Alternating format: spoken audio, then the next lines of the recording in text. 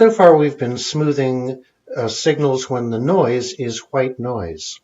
But there are many times we run into noise which is not white noise, and that can throw off the statistical behavior of smooths. In particular, it can inflate the uncertainty greatly. We already looked at compensating for autocorrelation in computing the uncertainty of regression parameters. We can compensate the uncertainty in smoothing in much the same way.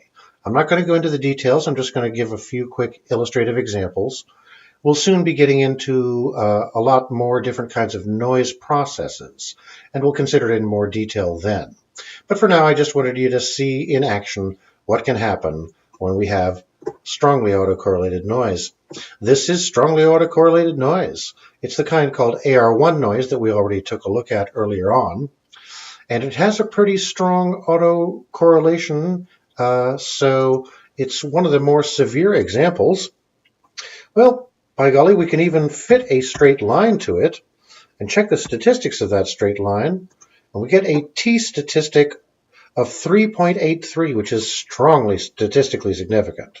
But that's assuming that the noise is white noise. If I apply the typical kind of correction to that for autocorrelation, since I already know the autocorrelation structure, I can do that. Then the t-value reduces to 1.277, which is not statistically significant, because in fact, there's no real signal here. It's just plain old autocorrelated noise. I can compute a smooth. Here's a Gaussian smooth.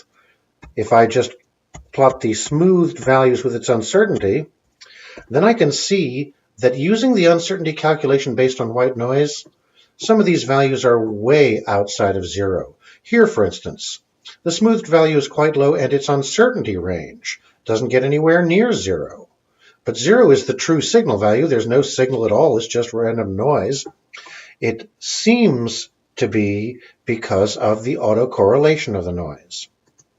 Once again, I can, in fact, compensate that noise for autocorrelation. And if I do, then I can expand the error range. And the plot with more realistic error bars shows that it only goes outside the signal value occasionally and not by very much. The most is here, which is pretty far outside, but not so far as to give us real confidence in the fact that this has a signal which departs from zero. I guess the salient point really is when you compute uncertainty of a smooth, just like uncertainty in regression parameters, it can be strongly affected by autocorrelation of the noise. Usually autocorrelation will mask the uncertainty. It'll be bigger than it seems to be if you just used a white noise assumption. But there are ways to compute compensations, and we'll take a closer look at them when we take a closer look at autocorrelation and different kind of noise process.